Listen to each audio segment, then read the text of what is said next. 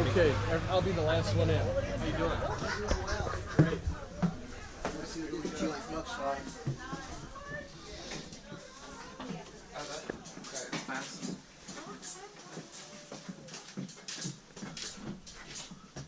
Doing a 360 here. No, it's cool when you're in it. All right. You're good. Sounds like putting in this It's getting there. Okay, here we go. So you see when we came in, the steps automatically came out. It's kind of obnoxious when you're opening and closing the door all day. You have those steps going in and out. So there is a switch here, right around the corner there. I've already turned it off. So now when we close the door, the steps won't retract. They'll just stay out. And that is one of the lights that's on that interlock there. If the steps are out, the lights will come on and won't let you put it into drive. Okay, so I'll close this. All right, very good. So the first thing when you come on here, the power panel is where you will start. So I'll try to get on this side so you can see.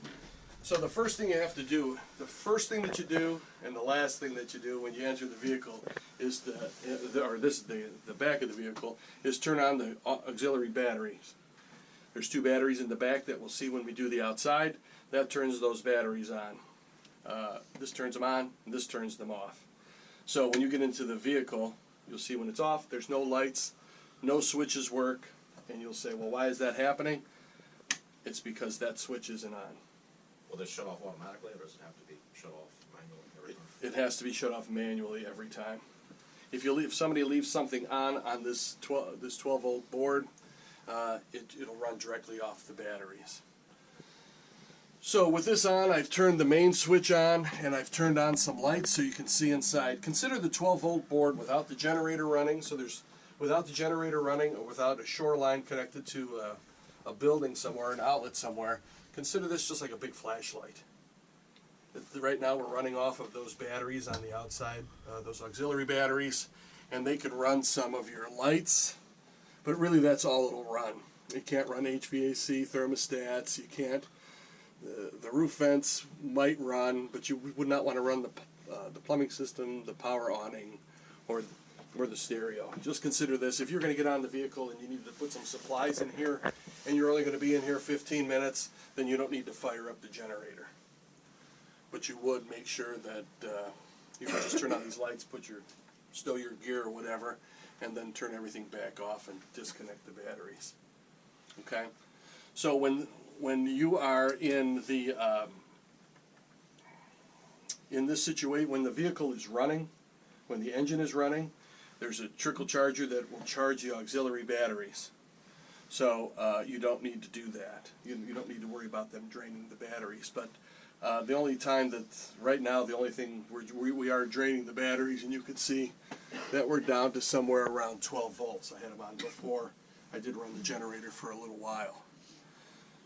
So if you had a shoreline, and we'll get to that outside, and you'll see the cord, you would turn this breaker on and plug it in. It's a giant extension cord that connects to a building.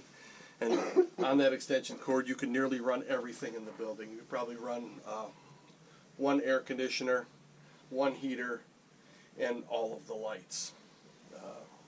But the shoreline is designed to nearly run everything.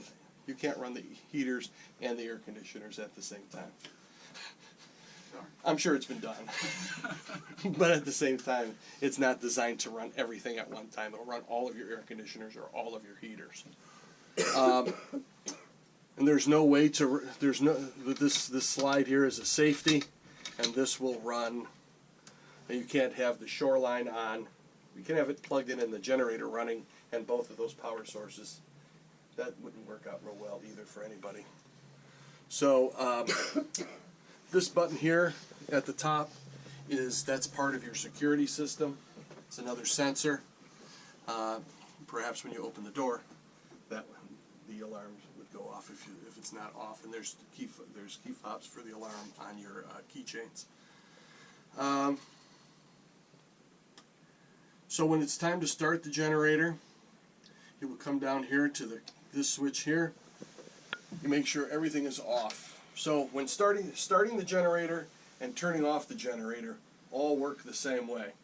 So you'll notice that I have everything off here, and I have everything off at the sources. So the rooftop air conditioners are off, and the 3 heaters are off at the thermostat. This one, the thermostat is right on the heater itself, and then the other 2 rooms, there's 2 more thermostats.